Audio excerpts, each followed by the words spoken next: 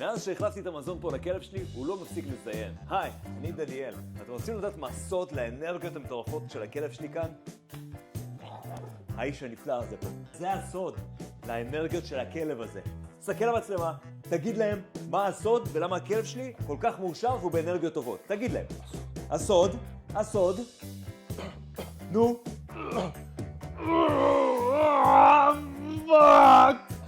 כן, הסוד. כן. כן. זה מה? אבנים בכליות. אני פשוט מפוצץ פה את הבן זונה הזה בכמויות פסיכיות של נתרן, של אלכוהול וקפאין ועודף סידן. מה שיוצר את הכליות, את האבנים עשירות בסידן, פוספט ואוקסלט. תחזור אחריי, במה הן עשירות? תגיד אוקסלט. ומה עוד? מה עוד? פוספט. האבנים בכליות שלו תורמות לאנרגיה של הכלב שלי. ובעזרת ניתוח קטן, מורכב אבל קטן, אני מאכיל את הכלב שלי עם האבנים בכליות שלך. כל בוקר במשך 5 שנים. תגיד לי שאתה לא מבסוט, אתה כל הזמן מלא באלכוהול ובקפאין. מה זה?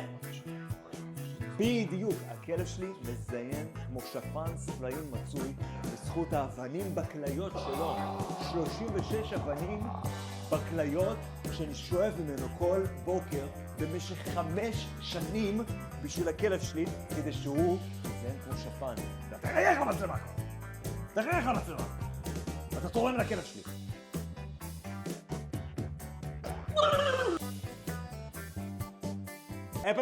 לא עוד,